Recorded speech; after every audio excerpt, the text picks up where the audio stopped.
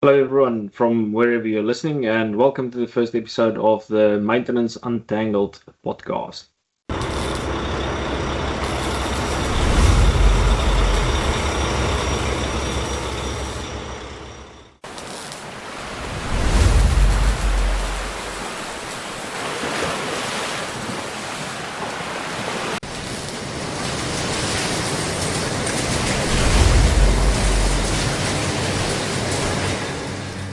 Welcome to another episode of Maintenance Untangled, where we untangle the complexities of maintenance. Yes, welcome everybody. Let's start with some introductions. Derick, tell us a bit about yourself. Thanks, Ricky. So I'm Derick Martin. So I started my career a couple of years ago in stainless steel. I've since worked in ferrochrome, platinum, iron ore, steelmaking, copper, uranium, gold, and the timber and waste industry. So I'm a mechanical engineer, although I've always worked in maintenance, so I've never actually worked as a true mechanical engineer as such. And maintenance has always been my passion. So from a fairly young age, I enjoyed tweaking my 50cc motorbike and just making it run smoother and understanding how it works and maintaining it. And that passion have never died. So in 2016, Asset Optimization was founded. Now, it it came from a just working in the maintenance field, and so often I saw people just absolutely getting burned more and more, and so even myself, I ended up nearly missing my firstborn son's birth, or being birthed, and so I started making a decision to try and find that balance between work and life, and in maintenance it's always very difficult. So so when 2016, when asset optimization started, maintenance to try and help maintenance professionals to really maintain that balance in their own life and find that balance. And look, so my role as a maintenance professional today is coaching maintenance professionals, and I really help people to challenge the status quo in everything we do, and we try and find smarter ways and different ways of doing things so that you can bring that balance back in your life, and still have a family life and still have a social life outside of work. So yeah. So Ricky, over to you. Tell us about yourself. Thanks, Derick. Hey everyone, I'm Ricky Johnstone. Most people have sort of given me the nickname Ricky Bobby. I'm a big motorsport fan, so yep. But my personal favourite nickname always growing up was the name Wedgie, something my dad gave to me, and I've held very close since.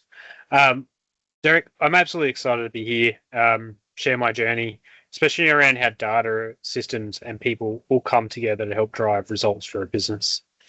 I suppose in reality for me, I've always been really passionate about making data meaningful, and it's just not numbers on a screen. But when it comes to something that actually helps make people make better decisions, and not just see something that's sort of in their own little silo, but allow to see the full picture in the business as a whole. And that belief really took shape really early in my career. Starting at various roles within Supercheap Auto, it really taught me the value of not only just hard work, but also gave me the chance to step into a store manager role where I quickly learned great leadership is more about supporting the people under you and helping them grow. And the results just start coming. You don't need to chase those results because the team are engaged and they really want to sort of make a difference. That kind of insight and the drive for data helped me develop basic dashboards that sparked a deeper interest in terms of how systems and data can sort of help drive. So very fortunately, 2015, I became a maintenance planner at the Wireless Steelworks, where I really started developing dashboards to help understand how my own planning process was going. Was I hitting the mark? Was I not? And eventually that sort of led me into a maintenance systems role where I really saw what maintenance could be, especially when powered by a work management process that is adhered to and followed, but also good data, especially from a good data management and also governance point of view as well. I was lucky enough to be one of the early adopters of Power BI reporting, and just found myself loving the tool, loving the challenge, and turning raw data into those useful insights for the business. And over the last few years, I've focused especially on refining that skill, designing the tools that don't just tell a story. I joke that, I love making data sexy. And it really has really helped me be able to see the teams that I've helped connect the dots, and really understand everything. And I just love playing with data. So, yeah, and that's my story, Derick. Now, we both know that purpose drives people, and we've been talking about trying to get this podcast off the ground for a while, but let's talk our listeners through why we have really started this podcast.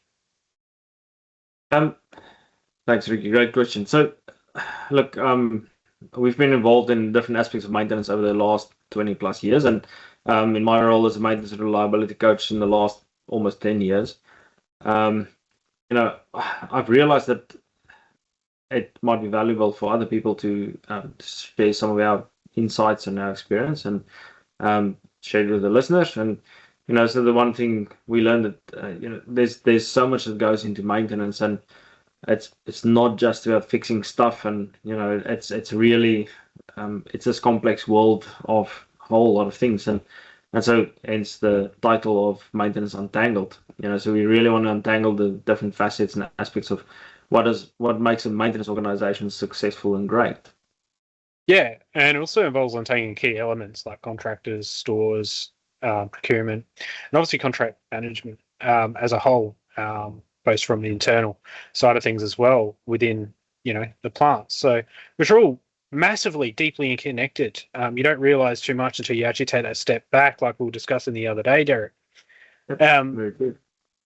And when these areas are sort of siloed or unclear, it creates a lot of friction within the businesses, which obviously you've seen across your time. Yep. And by starting to break down these barriers and look at how people, process, and technology all interact, we start to uncover these real-life insights that really help the teams not just work smarter, and not harder.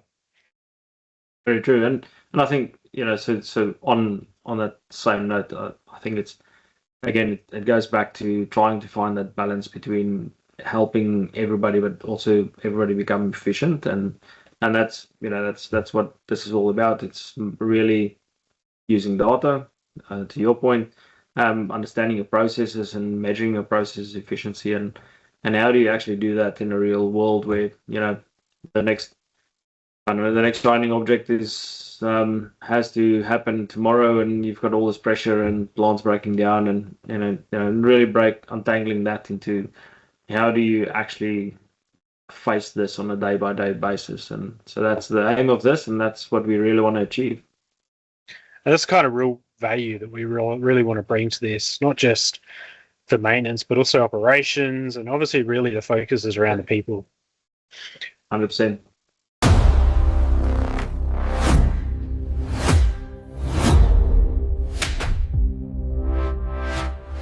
So, Derick, I just want to take a time out because, on a serious note, we really believe that we should really talk about this, and it's something that's actually been devastating to hear. It's impacted the industry as a whole. So, the time of the recording of this podcast, there unfortunately has been a major incident at Cobar. Yep. Yeah, Ricky, look, I think it's shocked the whole mining community and wider.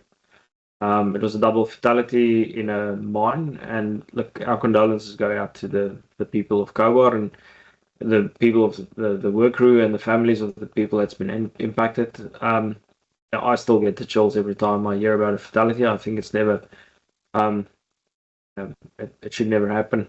We all work to go home, and we work to spend time with our loved ones outside of work, and this it really shocked the industry as a whole, and it's a timely reminder that we need to focus on what's really important and realize what's really important to us as individuals.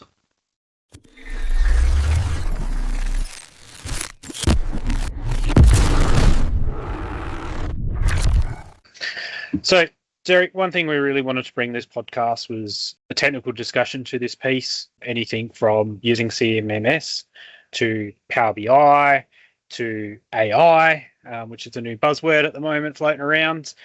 So I know lately some of the discussions we've had, you've been really, and especially since we first met, you've been super passionate about making sure shutdown planning doesn't just work, but is also very effective. Do you want to share some more insights for that one for us? Yeah. So look, I've contemplated this, this way and that way, and I think what I would like to discuss today is, really fundamentally, what does shutdown planning mean, and what's the impact and value of it. And so what I found initially, there's typically three approaches, and so this is more focusing on when you use contractors, external contractors to do work. There's the one approach is you just take your CMS work order, going out of SAP, Pronto, whichever one you use, and you just send that to the contractor, and he sends you back and say, I need 5 trades for 10 days, and they come and do the work. Second type is to, you do some level of planning. There's a bit of a schedule where you make it fit into the duration that's allowed. Send that to the contractor, they cost it. Again, they send you back the cost and you accept it. Now, the third type is where you actually go and do detailed planning. And you build a schedule, and once you've got detailed plan, like in job steps and understanding what's the risk of every single step, and there's also a bigger risk, what's my business risk if this goes wrong? Is there a risk to that? Will it impact your path? And so you really, deep dive into that planning piece, and then you take that and you send it to the contractor with resources and say, I need 5 people for 10 days, and this is what I want to do. Now, some organizations do sort of a hybrid of all those. And when you ask me, I always go to option 3, really do detailed planning up front. As a principle, it's important because you control the narrative as such, so you control the risk. Even if you outsource that, you get a resource in to go to actually do that detailed planning for you. Now, again, money makes businesses, and if you don't make money, you don't have a business. And they often say, yeah, but it's going to cost me a lot. And now, in simple terms, like I'll take an iron ore producer. If at the price of iron ore of $100 a ton, if let's say your all-in cost is $50 a ton, just to make the math simple. If you produce 10,000 tons per shift, it means for every shift that you lose on late startup after shutdown, it equates to $500,000 of loss, right? And let's be honest, I'm sure you can actually afford to pay a planner, with that $500,000. So when you start thinking about it and considering it really pays to pay up front. I always say, and if anybody follows me on LinkedIn, it's something that I often refer to, is that you're always going to pay for that planning, whether you pay for it up front to do it proactively or pay for it actually during the shut, because then it will actually, you'll just pay for it in inefficiencies, people standing around and shut blowout, and so it's becoming wise on where do you actually want to spend your money and when do you want to spend it. Now, if it was me and my operation, I'll spend it up front because it's a known cost and I know what I'm paying for. Where if you spend it during the shut, you're not going to know actually what the spend is, because it depends on how well your guys on the floor can scramble and make it work. So that's my bit for tonight. I really would like to people to start considering, how do you actually do that planning piece. And look, I mean, we can unpack it a little further in the next episode, but it's really understanding that, what the real impact is of planning to your operation, and I think that's really something to consider, and how you actually resource that planning portion. No, it's always great just to sit there and listen to you, Derick. You got so many great insights, and I've known that I've learned a lot from you. And every time I speak to you, I learn something new, which is awesome. So I'm looking forward to hearing more of your technical discussions over time. And so, but sadly, ladies and gentlemen, that concludes this week's episode. Like we said, we aim to bring on some amazing guests. We've got some great people lined up. So we'll get them on hopefully on a regular basis. And it's people not just from the industry, maybe some people who have some unique solutions that they found or life experiences that we hope, people take on board to help solve the problems that they face on a daily basis. 100%. And look, I mean, that's the aim of this. This is about learning together, and thanks to the listeners. And look, if you have any questions or there's any specific topic you would like us to address, please give us a shout out. And realistically, we are in this to learn as well. I definitely don't have all the answers, and that's why we'll bring in some different people to give us, to help us to unpack this whole thing and untangle it and sort of give us all advice. And let's all learn together on this journey. So, well, Vicky, which brings us to next week. So next week we'll be diving into Power BI. Absolutely. I'm really looking forward to Derick. I'm that excited that I can't even get my words out.